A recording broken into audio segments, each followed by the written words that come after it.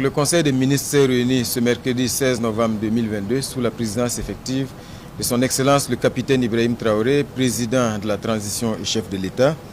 Plusieurs décrets importants ont été examinés et adoptés.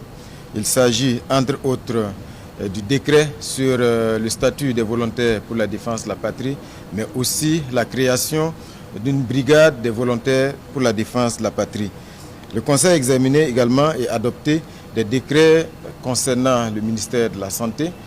Le Conseil a examiné et adopté un décret sur la rémunération du président du Faso, du Premier ministre, des présidents d'institutions et des membres du gouvernement. À ce niveau et conformément à ce que le Premier ministre, son Excellence, Monsieur le Premier ministre avait déjà annoncé, le Conseil des ministres a décidé de l'abrogation du décret de 2022.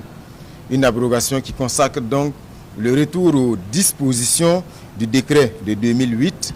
Et à ce niveau, ce qu'il faut dire, c'est que nonobstant les dispositions de ce décret 2008 qui détermine bien sûr le salaire du président du Faso, le président de la transition, le capitaine Ibrahim Traoré, a décidé de garder son salaire de capitaine, malgré donc ses fonctions de chef de l'État.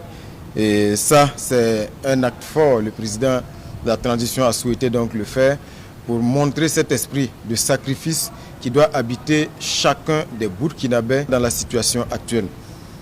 Les ministres également ont décidé pour le mois de novembre de consacrer 50% de ces salaires donc, qui seront reversés à la caisse de solidarité au profit des personnes qui sont en difficulté, les personnes déplacées internes notamment. Donc ce qu'il y a à retenir, c'est que ce sont les dispositions du décret 2008 qui s'appliquent à tous les membres du gouvernement, sans exception.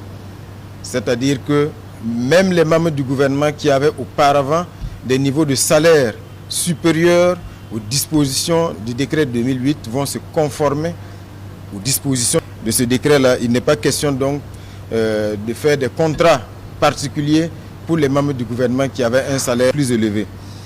Et comme je le disais, 50% des salaires du mois de novembre des membres du gouvernement seront reversés à la caisse de solidarité pour venir en aide à nos compatriotes qui sont en difficulté. Voilà ce que je pouvais dire sur le décret concernant donc la rémunération du président du Faso, du Premier ministre, des présidents d'institutions et des membres du gouvernement.